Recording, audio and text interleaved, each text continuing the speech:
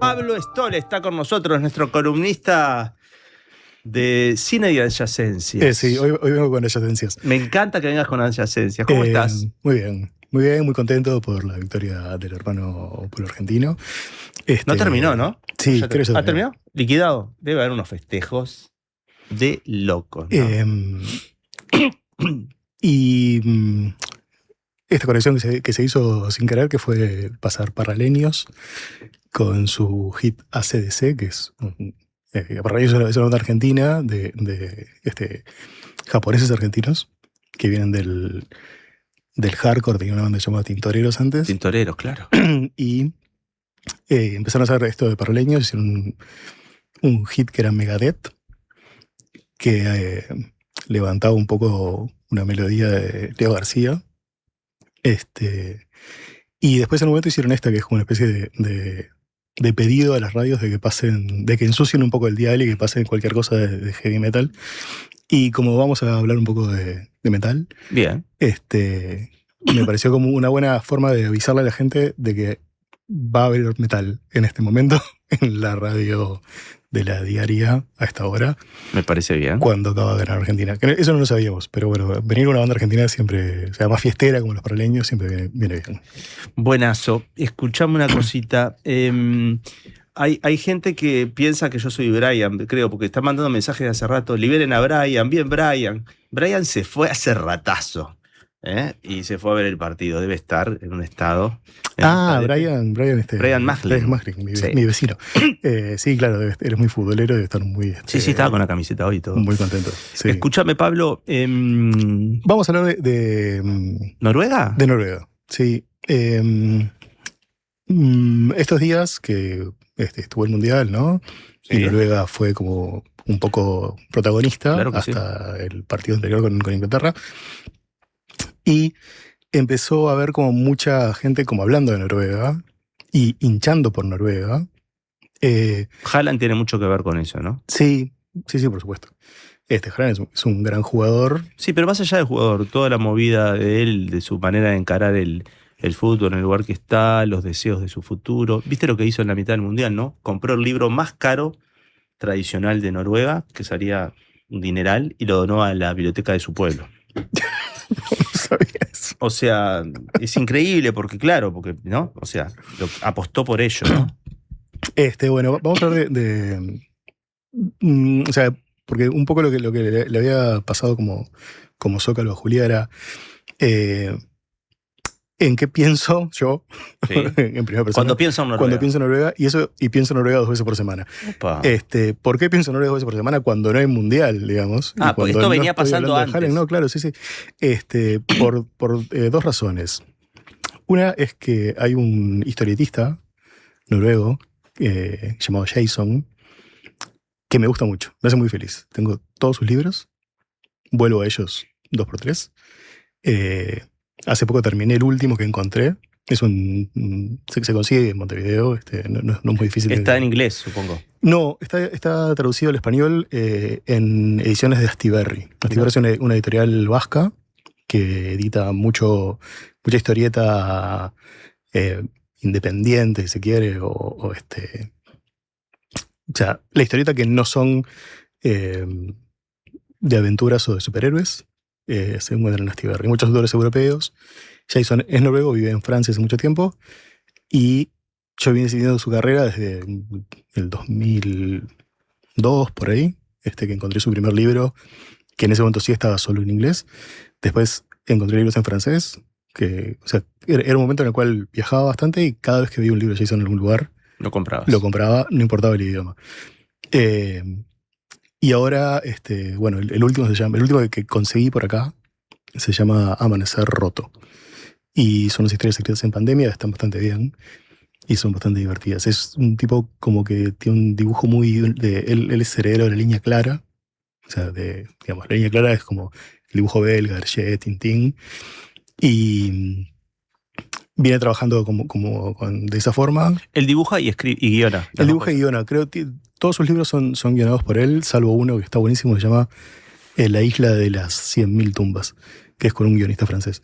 El resto son todas de él. Ahora voy a leer los títulos. Eso no sé, pero repito, como con Son Astiberri, en algunas comiquerías de Montevideo se encuentra. Yo este último, Amanecer Roto, lo conseguí acá. Te hago 2 preguntas ya, que son importantes. Primero, comiquería en Montevideo, ¿cuál recomendás? Hay una que no me acuerdo cómo es el nombre, pero que es un apartamento que queda en la calle San José, frente al Loro del Ring. ¿El Loro del Ring? El Loro del Ring, sí. Bien, pará, ¿vos fuiste a Noruega? Es la otra pregunta. No, clave. no fui a Noruega. Ah, ok. No fui a Noruega. Fui a Finlandia, pero no a Noruega. Bien. Pero se dio esta casualidad, ¿no? Y este tipo que es noruego y que me gusta mucho lo que hace, y las bandas de black metal noruego. ¿Te gustan también? Que me gustan bastante. ¿A vos sí. te gusta el black metal o las bandas de black metal de Noruega? A mí me gusta el metal, en general. Escuchaba mucho metal cuando era chico, especialmente con un grupo de amigos. Después... Tenés pelo para batir en el metal, sí. sin duda. La vida nos... pero extrañamente éramos... O sea, una de las cosas que yo hacía con esos amigos era... tenía una maquinita para raparse y escuchábamos metal y nos rapábamos. Digo, la dejo ahí. Tenía un momento de raparse. Entonces, o sea, era metalero pero rapado. Y bueno, entonces, después me separé un poco de ese grupo de amigos y seguí como siendo cultor de metal mucho menos rapado y mucho menos pendiente como de todo lo que venía pasando. Y en un momento, hace como 20 años, descubrí, capaz que menos, descubrí el metal, el black metal noruego específicamente, y me gustó mucho. Entré a él por el lugar en donde es más o menos conocido, que es por un montón de problemas, por decirlo de alguna forma, que tuvieron las bandas noruegas en un momento, que incluyó la quema de iglesias y un par de asesinatos, cosas que le pasan a las bandas. Pero lo que encontré ahí era, más allá de eso, que era como la parte amarillista, fue un universo muy impresionante de una música que me gustó mucho. Y a la que 2x3 vuelo. Te hago una pregunta. Tanto la parte del cómic noruego y de la música black metal noruega, ¿hay en los videoclips o en los videos o en las presentaciones, más allá de la imagen que tiene el cómic, hay conexión con las imágenes y con lo que a vos más pensás que tiene que ver con cosas, supongo, cinematográficas o imaginería de ese tipo? Las bandas de black metal noruego son muy tarrajas en cuanto a su forma de expresarse visualmente. El visual. Ah, mira. Todo lo fino o lo técnicamente depurado que manejan en su música no lo manejan en la parte de los videos, que son bastante tapa de cuadernola, ¿no? Como tapa de cuadernola satánica, digamos. O sea, tiene como un montón de imaginería que va por ese lado, y que un poco por ese lado viene también como todas las controversias que hubo sobre ellos en estos tiempos.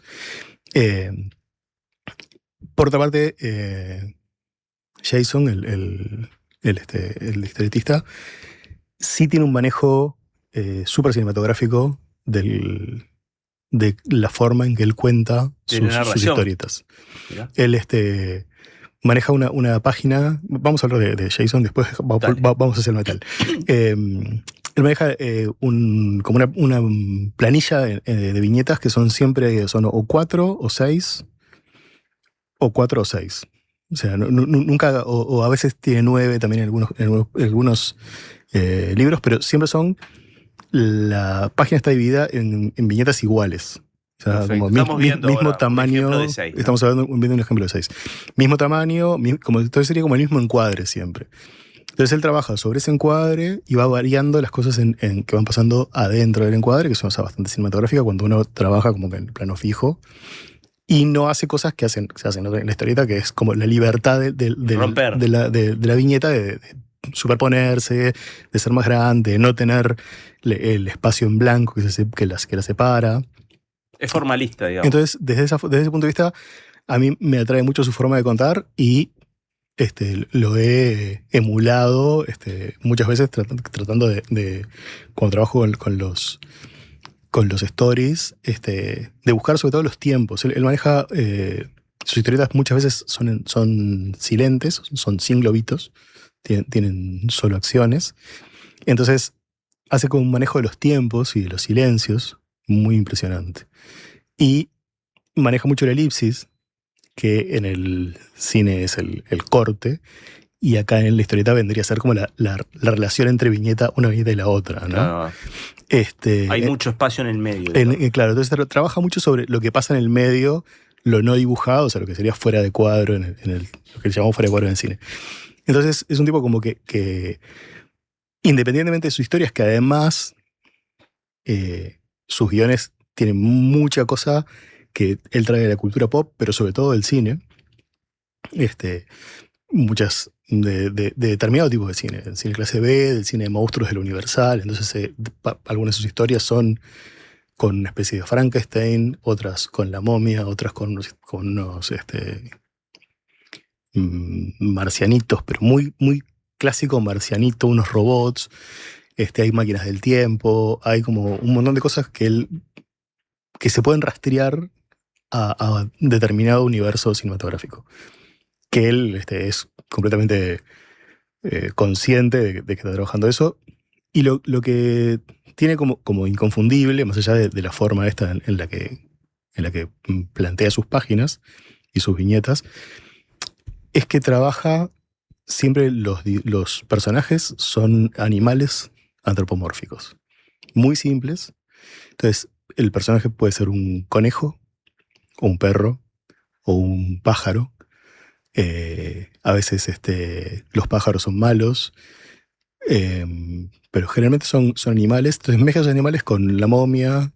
Hay algunas que está Terminator, otras que está la muerte, unas calaveras. Hay como un montón de cosas como que se van mezclando. Hay una historia de zombies que se van mezclando, pero siempre al ser esos personajes tan dibujados tan claramente y con esos que no dejan de ser animalitos, hace como un contraste interesante, porque las historias no son historias cándidas de animalitos domesticados. Son historias como que hablan de la vida y la muerte. O sea, como que son muy profundas. O sea, tienen mucho humor y son muy profundas. Y son generalmente trabaja sobre 48 páginas, que es como el formato del álbum francés. Él vive en Francia hace tiempo, en Montpellier. Y en esas 48 páginas y en esas muy pocas viñetas, porque en 48 páginas vos podés trabajar muchísimos dibujos, él usa bastante pocos, genera unas cosas súper interesantes. Entonces, es alguien a quien... ¿Es alguien de qué edad, perdona? Tiene creo que 57, 58 años. ¿Has averiguado más cosas de su vida o no? Tiene un blog que está bueno. No tiene redes sociales, tiene un blog, y en el blog uno puede escribirle y él contesta. Yo lo he hecho alguna vez a lo largo de estos 20 años que lo voy siguiendo. Y es un tipo que en el blog pone dibujitos y ahí después cuenta qué películas vio, cuenta un poco qué libros leyó. O sea, una cosa como de blog muy, muy de la época de los blogs, ¿no? Tipo de principio de los 2000. Y él lo sigue teniendo y lo sigue manejando. Es un blogspot de los más clásicos, o sea, como con el mismo formato que tenía, no sé, el blog del Tusi, por ejemplo. Claro. Y él se maneja en ese... Ese es su vínculo con las redes. Con las redes. Pero no sé mucho de él. Sé que hubo en algún momento, él tiene un cómic bastante famoso que se llama Yo maté a Adolf Hitler, que es una historia de viajes en el tiempo, en la cual en un futuro no muy lejano, los sicarios son como si fueran abogados. Entonces tiene un estudio, entonces viene gente y les plantea un caso que es matar a alguien. Entonces ellos tienen que matar a alguien. Entonces está este sicario y de repente viene una persona y le dice, yo le voy a dar la foto de la persona para matar y es Hitler. Y dice, pero ¿cómo hago con esto? No, bueno, yo tengo una máquina del tiempo, usted va a viajar en el tiempo para matar a Adolf Hitler. Y le dice, el único tema es que una vez que viaje, No vuelve. puede ir y volver, pero no puede volver a viajar hasta dentro de 50 años. Porque la máquina le lleva ese tiempo cargarse. Entonces no puede fallar, ¿no? Y es ahora no recuerdo bien qué animalito es, pero es un animalito, ¿no? Tanto el que hace el pedido como el que va a ejecutar lo que es necesario, como Hitler. También es un animalito que tiene como unas orejitas y el bigotito y el jopito.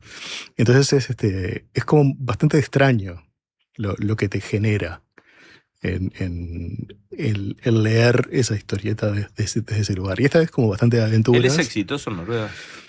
Es exitoso en el mundo del cómic.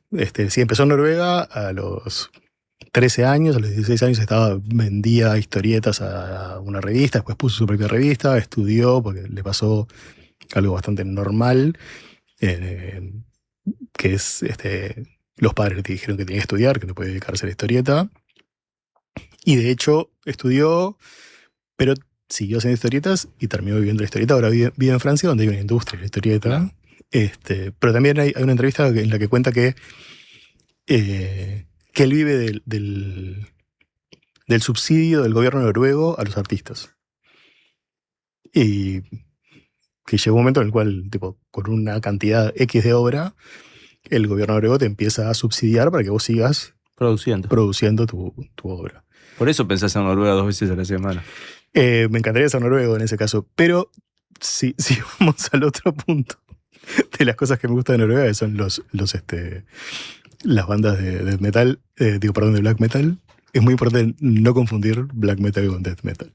Bien, tenemos que hacer una pausa. ¿La queremos hacer ahora? ¿Vamos a hacer el cambio de chip o no? Hacer la pausa, terminemos un poco con 2 o 3 cositas de este hombre. Pensé que habías terminado, por eso te dije. Voy a leer 2 cosas. Dale. Una es la forma que él se autodefine. Entonces pienso en mis cómics como si Tintín se metiera en una película de Kaurismäki. Que es algo como que a mí me gusta mucho Kaurismäki, entonces es como algo como que me relaciona bastante con él. Encontré esta frase ahora, buscando información sobre él para venir al programa. Y después tiene una frase que es muy interesante, que es muy cinematográfica, que dice, si algo se cuenta mejor en imágenes, no lo arruines añadiendo texto inútil. Y es algo que sobre todo cuando escribís guiones, claro. Si tu rol como guionista, no como director, después el director haga lo que quiera. Pero a veces soy yo mismo, pero en todo caso, cuando escribo guiones, siempre pienso tratar de sacar diálogos. Tratar de sacar diálogos. Y estamos en un momento en el cual el diálogo lo invade todo. O sea, de alguna manera está matando el cine. Y yo no sé si matando el cine, pero sí matando una forma del lenguaje cinematográfico, que es la juxtaposición de imágenes, que en el cómic es muy importante, que es lo que es, digamos, o sea, y que este pibe Jason lo lleva a unos niveles estupendos de poner 2 imágenes juntas y que esas 2 imágenes digan una cosa que no lo dicen por separado. Claro, cuando digo matar el cine me refiero no me refiero a la industria desde ya, sino a que la imagen sea la que vehiculiza el contenido, ¿no? Es que sí, el lenguaje cinematográfico es eso, es como la juxtaposición de imágenes para encontrar una síntesis, digamos, de una idea basada en 2 imágenes sin necesidad de globito, que se relacionan sin necesidad de globito. Es difícil de encontrar porque él cambió la forma de consumirlo. Una de las cosas interesantes de la historieta, yo leo mucha historieta y siempre trato como de ganar gente para la historieta, para la lectura de historieta, es que eso no cambió. O sea, cambió mucho la historieta, o sea, la historieta es muy diversa y muchas formas de contar en imágenes, o sea, desde el manga, que es una cosa, a este tipo que es otra, pasando por los superhéroes, miles de cosas, por las tiras diarias, por Mafalda, por Fontana Rosa, por lo que sea. Pero hay algo que no cambió, que es tenés que enfrentarte a ella, ya sea en una pantalla o en el papel, que es siempre preferible, Pero tenés que prestarte a ella y darle la atención y mirarla y ver el dibujito y ver si tiene globito o si no tiene. Y sobre todo pensar vos qué pasa en el medio. Y no puedes dejar la historieta andando sola y vos te vas a hacer un café. El cine y la serie sí. Incluso los mejores. O sea, capaz que te perdiste algo. La idea ahora es como que no te pierdas nunca nada, ¿no? Entonces alguien siempre te lo esté contando. Pero está bueno leer historieta para reconectarse con esa idea de, bueno, o sea, esto tengo que verlo y leerlo al mismo tiempo. O sea, la lectura es visual en este caso.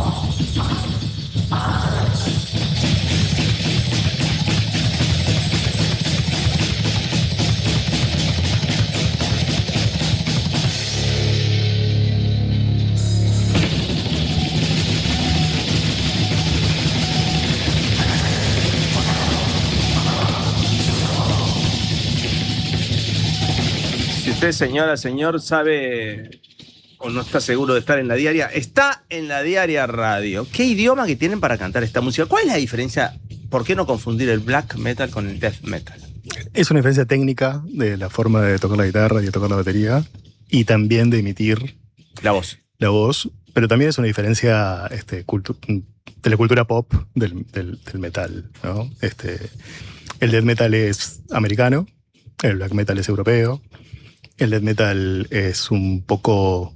fue yendo como hacia el hip hop, el black metal fue yendo hacia una cosa más sinfónica o más mucho más épica. El death metal es un poco más de izquierda y el black metal es bastante más de derecha, que es una de las cosas que más me jode puntualmente de escuchar estas bandas, porque son todos unos nazis de mierda, o gran parte de ellos. Pero hay algo al respecto de los climas que crean con su música que me gusta. O sea, me atrae, es una música que uso para trabajar, para leer. ¿En serio? Sí. ¿Para leer? Sí, sí. Y nada, y en momentos de cierto bajón, es la música que más me gusta escuchar. Metal en general, pero black metal en particular, y Mayhem, que es esta banda, y otra que se llama Death Throne, son las que más me gustan. Y las escucho bastante. Y sí, 2 veces a la semana, por lo que decís. Bueno, sí, capaz que no exactamente esas 2 veces a la semana, pero sí.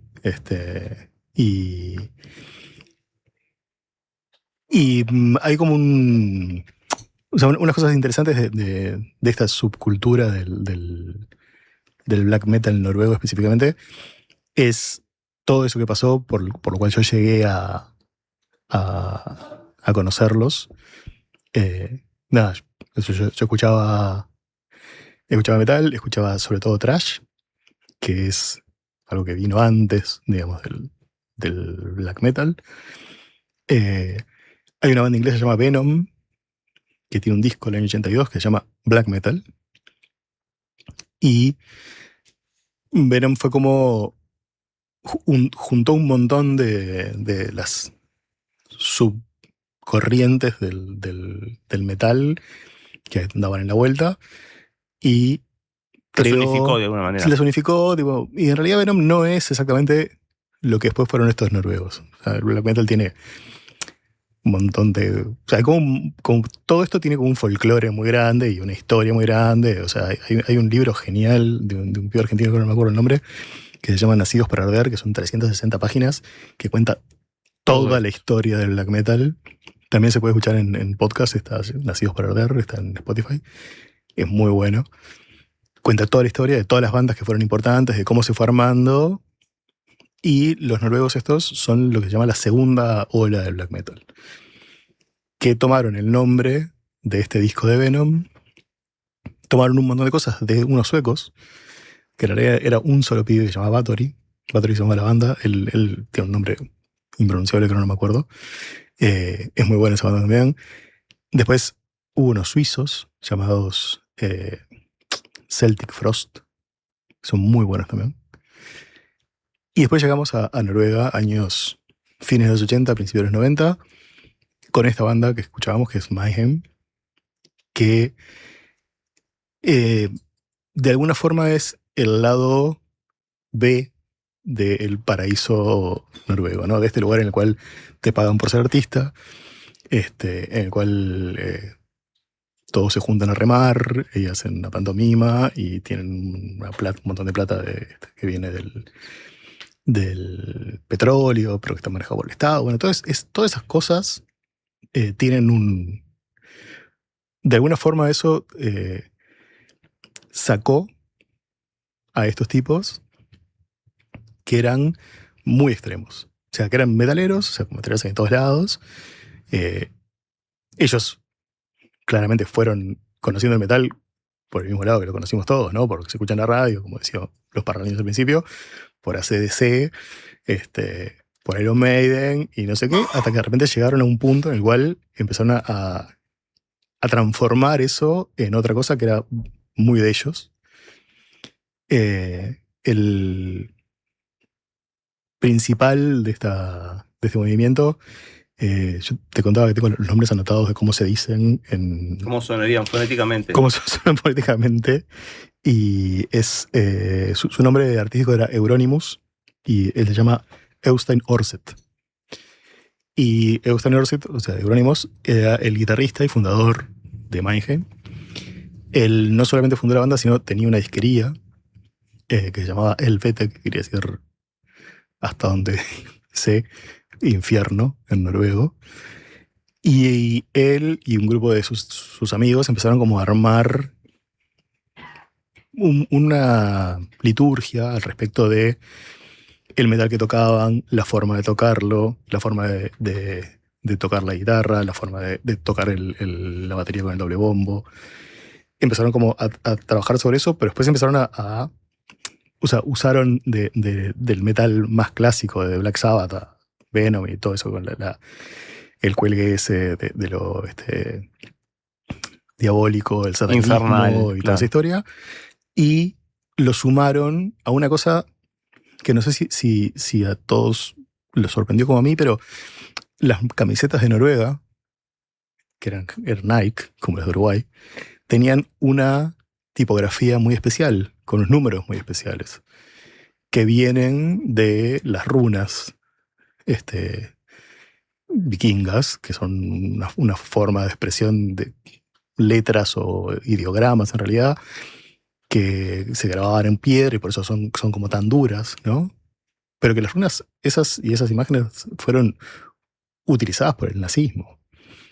Muy utilizadas por el nazismo. Entonces, Noruega salió con la camiseta negra, con el nombre y cosas en las runas, y era medio heavy.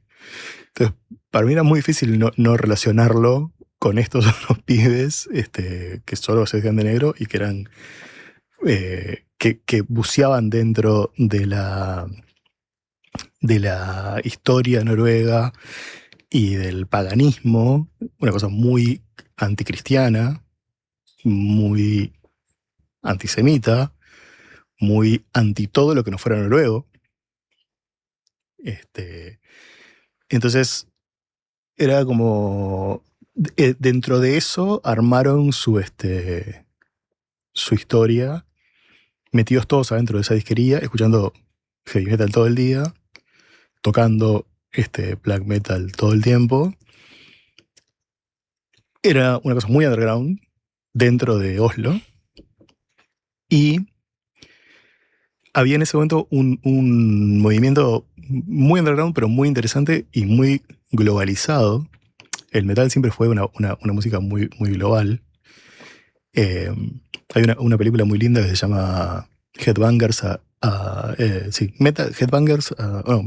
Metal a Headbangers Journey, que es una película sobre un documental de un canadiense que es un antropólogo metalero que decide estudiar desde el punto de vista antropológico a los metaleros y termina con eso, como bueno, somos una comunidad de gente extraña en el mundo, que nos juntamos todos a través de unos ruidos.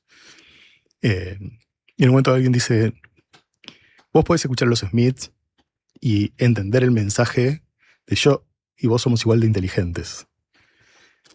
Pero cuando escuchás una banda de metal, lo que escuchás es vos y yo, lo que queremos es peludear y saltar y pegarnos unos contra otros, que es otra cosa. O sea, la conexión va por otro lado. Y esa conexión siempre se dio en el metal, dentro del mundo del metal. Porque el ejemplo como que tiene que ver como con mi adolescencia era Sepultura, ¿no? Una banda brasilera. Claro. Que de la nada, además fuera del eje de Brasil, como le llaman a ellos a San Pablo Río, llegaron a ser una banda mundial. De la nada. O sea, mirando fotos de revistas que encontraban en kioscos olvidados y yendo a buscar discos a San Pablo una vez por año y escuchando todo y tratando de aprender a tocar solos. Una cosa como... Ese movimiento tenía una base que era mandarse cassettes. Entonces había como un gran intercambio de cassettes. O sea, entonces vos tenés una banda en Colombia, de hecho, parte de la historia del metal, del black metal noruego, tiene que ver con una banda colombiana, porque se mandaban cassettes con esos colombianos, que tocaban algo parecido a ellos. Entonces, ese movimiento de cassettes hacía que, por ejemplo, el cantante actual... Esta banda Mayhem vino este año a tocar a Montevideo. Tocó en Montevideo Music Box. Salía muy cara la entrada, yo no conseguí, no pude ir. Íbamos a ir con mi hermano. Pero se llenó. O sea, se agotaron las entradas. Salían como $100. Y el cantante actual, que fue el cantante en el próximo tema que vamos a escuchar, que es un húngaro, tocaba en una banda húngara a la cual habían conocido a través de cassettes. El tipo tocaba en Hungría cuando Hungría todavía estaba atrás de la cortina de hierro. O sea, los cassettes de heavy metal pasaban la cortina de hierro. Y estos tipos que llamaban Tormentor no pudieron editar su disco hasta que cayó, hasta el año 90 y pico, que cayó la cortina, que cayó el socialismo real, como se le llamaba en esa época. Entonces, eso de alguna forma existía. Y estos tipos estaban todo el tiempo en esto, ¿no? Metidos ahí, escuchando cassettes y escuchando discos y grabando y haciendo cosas. Grababan en cassettes también, en 4 pistas. Lo cual hacía que toda esa cosa tan musicalmente interesante que desarrollaban cuando tocaban se fuera a la mierda cuando le metían en 4 pistas. Claro. Pero a la vez les daba un sonido súper duro, como lo escuchamos hace un rato, muy distinto al heavy metal más establecido, que ya grababa en estudios de verdad, con instrumentos de verdad, a veces con sesionistas que tocaban mejor que ellos, lo que fuere. Entonces, ese mundo que fueron armando se fue como yendo un poco al carajo. Uno de los personajes que lo llevó hacia un lugar más extremo, es otro nombre que tengo anotado por acá, que era, su sobrenombre era Dead, o sea, muerto. Y él se llamaba Per Inge Olin. Era un sueco que se vio a Oslo, y él inventó, o retomó para el black metal una cosa bastante importante, que era lo que se llamaba corpse paint, o sea, pintarse de cadáver. Entonces el tipo se pintaba de blanco y negro, como una especie de, como de figura media zombie, pero eso se corría con el sudor, ¿no?, de los lugares donde tocaba, entonces que era una cosa bastante desagradable, y su idea era choquear. Otra cosa que hacía él era, la ropa que iba a usar para tocar la enterraba. La dejaba enterrada unos días y después la sacaba. Y entonces usaba ropa que parecía ropa de una persona enterrada, ¿no? Entonces era como una cosa bastante... Escénica también, ¿no? Bastante teatral, Claro. ¿no? Y el tema era que se tomaban re en serio. Demasiado en serio. Y hay como bastantes chistes en el mundo del heavy metal, en el cual es como serio, como un black metalero noruego, o sea, como una persona que no se ríe nunca, que todo se toma en serio.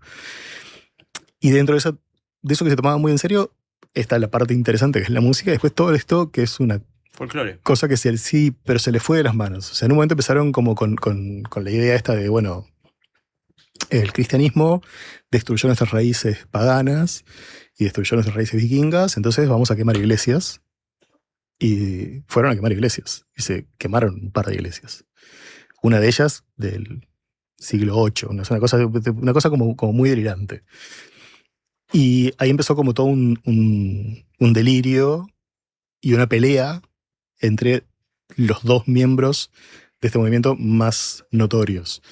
Euronymous, que era el dueño de Mayhem era la banda, él tenía la disquería, él tenía el sello, era el guitarrista de esa banda, o sea, el líder total de ese pequeño movimiento que él le llamaba Inner Circle, y El sueco.